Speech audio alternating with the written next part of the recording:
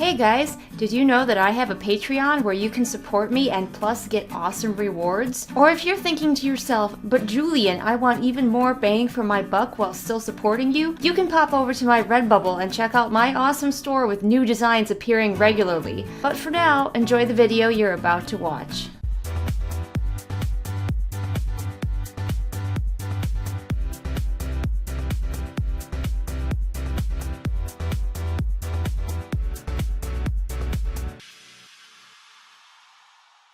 Hello everyone, it is I, Julian Greystoke.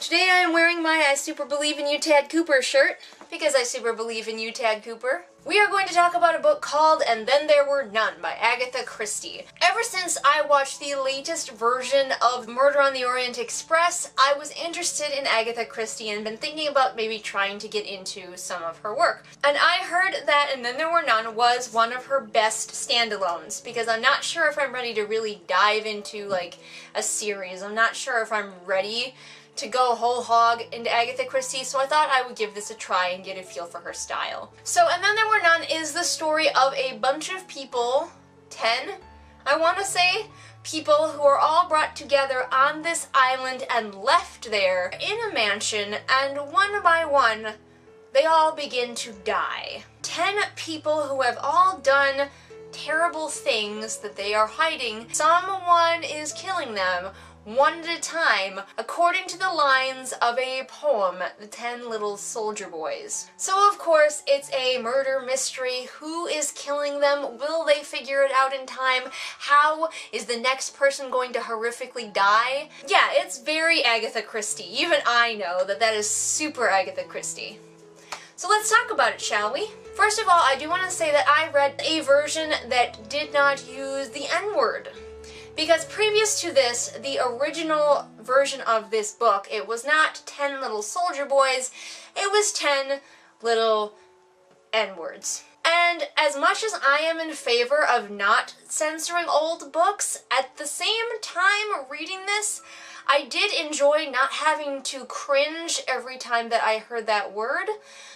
So it's kind of a toss-up. I do think it's important that we do have the ability to read, if we want to, the original version, but it was nice to just enjoy the story and I could focus more on trying to solve the murder mystery. Right away, I ran into my biggest problem with this book, and that is that I have trouble keeping track of characters. This is mostly me. This is my fault for the most part. There are a lot of characters and there's no main character, which there isn't in this book. I have a lot of trouble keeping track of who is who. And even though they were given sort of very broad characterizations, so you could easily remember, like, one's the judge, one's the doctor, one's the investigator, one's the nurse, I still had trouble keeping track of them, especially the guys. Fortunately, they start dying off, and eventually I start to remember who is who. But it was still a bit of a problem for me, and if you are like me and you have problems with books that don't have like a main character and you have trouble keeping track of lots of secondary characters, then you might have a little trouble with this one. I felt that the writing itself in this book was okay, but not amazing.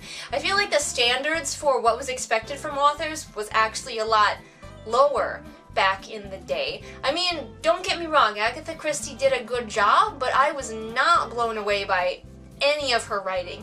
It was very straightforward, pretty simple, and just I think there's a lot less emphasis on getting like professional editors and more emphasis on just getting your books out there for people to read. I know, Agatha Christie fans are probably going to come at me. I'm going to be killed in horrific ways now. They're going to be like, how dare you besmirch the writing style of this woman? I don't have anything to say except for please don't kill me.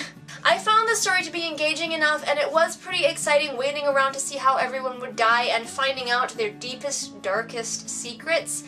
But ultimately I was a little bit disappointed. My biggest point of disappointment was that it would be really difficult for you to solve this mystery yourself. Now, it is one of those mysteries where once you get the ending and you get the big payoff, you can see the tiny clues that were left for you, but I personally don't think that even the sleuthiest of sleuths could have, upon first reading, put together who was the murderer. It is pretty funny because in the wrap-up, when you're finding out what happened and who did it, the person who is explaining what happened to you kind of almost makes it sound like you were dumb not to have figured it out. Like, well, here's the obvious thing, like the red herring. There's like a red herring in it, and you were supposed to figure out what was the red herring, and the thing that I thought was a red herring was not the red herring, and the person relating this whole story to you is just like, well, it was completely obvious, why didn't you figure that out? And there was this tiny biblical reference over here, and I was just like, who is supposed to figure this out? Now, this is just me personally. I like a mystery that I could have solved myself, that I could have a better understanding of. If you're one of those people who just likes to be along for the ride and find out later what all went down, then you'll probably still like this book, but I wasn't thrilled by the fact that it was really not possible for me to solve the mystery myself. I will tell you, if you're interested, a couple of the suspects I had. From the beginning, I was very suspicious of the doctor. It would be very easy for him to lie, and he was carrying some convenient drugs around with him. I mean, nobody else knows anything about medicine, so he could very easily lie about the ways that these people have died and get away with it. My second suspect was the investigator, because he was supposed to be an investigator and he seemed the least interested of anyone in investigating, which made him very suspicious to me. While everyone else was trying to figure this out, he was just doing jack all. And I was like, I know you're retired, but wouldn't you try to solve the mystery? Isn't that like a thing that you do?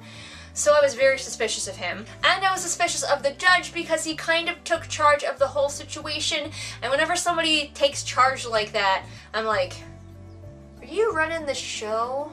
But I'm not going to tell you if I was right about any of those people, and let me tell you, by the end, I was very wrong about who was the person who did it, because there are a lot of twists and turns along the way, and these were just my initial suspects. Also, just a side note, there is a character named Emily, and she is an obnoxious bitch, because I have learned, for those of you who don't know, my real name is Emily. One of the reasons I don't use it is because it's such a common name, and one of the other reasons I don't use it is because in books and video games, Emilys are always terrible bitches. And I know that I am a little bit of a terrible bitch in real life, but not that bad. Really, not that bad. Not as bad as the Emily in this book. I don't know what it is, but Emily is the name that you give bitches in stories, and I do not approve. So those were my thoughts on And Then There Were None. Did you read it? What did you think about it? What other Agatha Christie stories should I try? Should I just dive in the deep end and go with Poirot? Or are there some other standalones that maybe will wet my teeth a little bit more getting into Agatha Christie? I don't know. Are any of her mysteries designed so that I could solve them as we go? Is that how the Poirot mysteries work a little bit more? I'm just curious. Let me know in the comments below. As you know, I post new videos here Mondays and Fridays. All the links to my social media are in the doobly-doo if you want to keep up to date with books as I read them, because I read much faster than I'm able to put out reviews. Definitely become my friend on Goodreads, where you will get first impression reviews there, and then you can get in-depth reviews later here on my channel. And remember, if you liked what you saw here but you wish it was higher quality, like you really want to be able to see the Funko Pops and stuff in the background, well, and you don't want my face to be as blurry as it usually is for some reason, then go support me on my Patreon. All donations on Patreon go towards getting me better equipment. And I will see all of you guys again next time with whatever it is I happen to be doing next time. Bye! What's up, everybody? It is shout out time. Time to shout out to my very first patron, Kim. And if you want to be cool like Kim, become a patron over on Patreon.